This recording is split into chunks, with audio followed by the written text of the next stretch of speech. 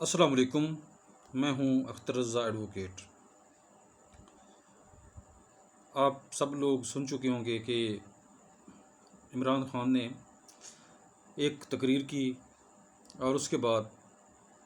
واپس جانے کا فیصلہ کیا ہے اور بتایا یہی گیا ہے کہ عمران خان کو کوئی یقین دہانی کرائی گئی ہے کہ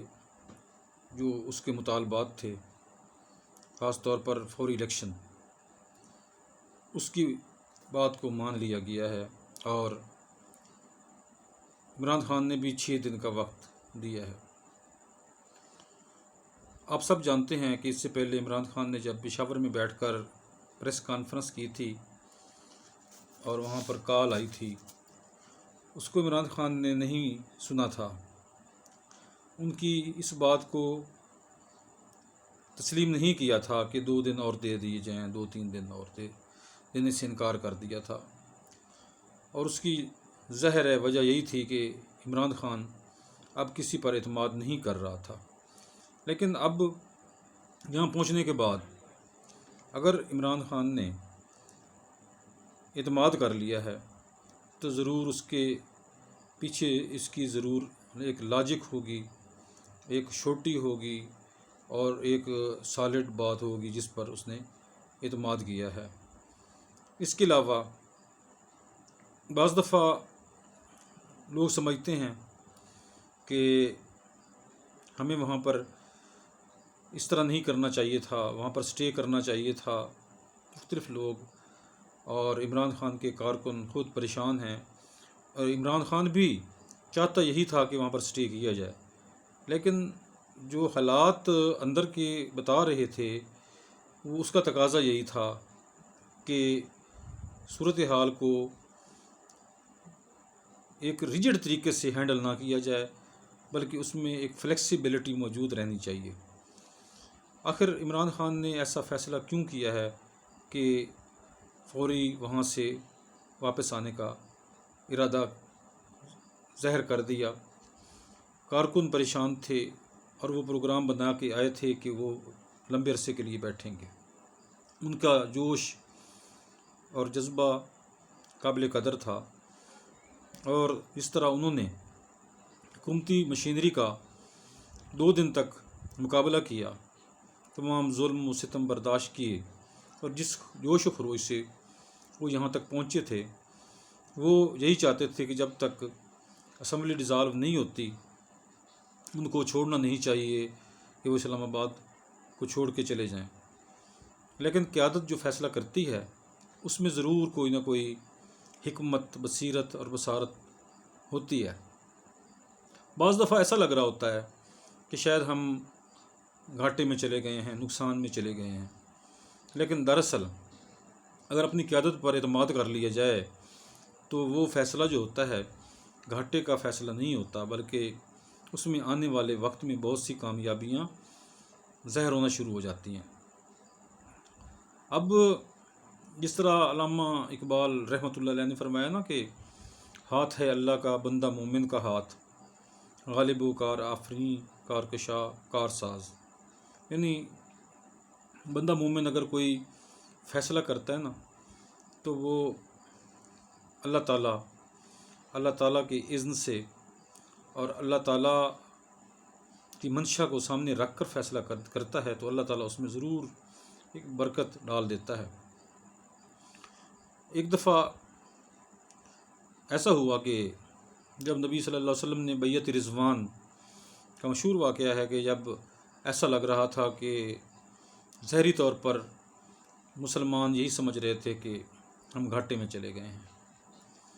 لیکن آپ صلی اللہ علیہ وسلم نے فرمایا کہ اللہ کا حکم ہے اور یہ فیصلہ جو ہے اسی طرح کرنا پڑے گا، اور ایسا ہی کیا گیا۔ تمام صحابہ کرام ٹوٹے ہوئے کے دل کے ساتھ، لیکن نبی صلی اللہ علیہ وسلم کی ان کی اتباع کرتے ہوئے اس معاہدے کا حصہ بنے، اور پھر اس کے بعد واپس آئے۔ پھر اس کے بعد اللہ تعالیٰ نے اسی معاہدے کو کامیابیوں کا ذریعہ بنایا۔ یعنی قیادت جب فیصلہ کرتی ہے تو اگر اس کو مان لیا جاتا ہے تو اس کے دیر پا نتائج ثابت ہوتے ہیں، اور پھر وہ تو اللہ تعالیٰ کے نبی تھے اور اللہ کے اذن سے فیصلہ کیا تھا، اس لیے اس میں تو کامیابیوں کی تو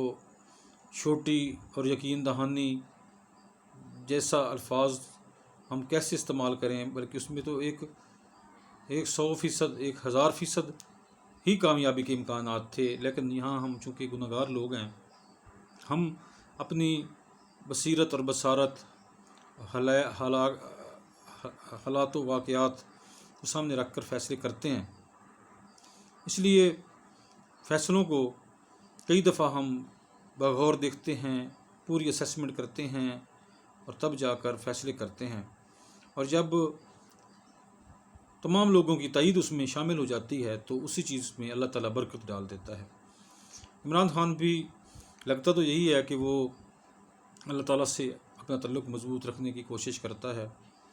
اور اللہ تعالیٰ کے اذن کو سامنے رکھنے کی کوشش کرتا ہے اور لا الہ الا اللہ پر بلیو رکھتا ہے اور فرم بلیف اس میں پایا جاتا ہے۔ اس لیے جب ایسا بندہ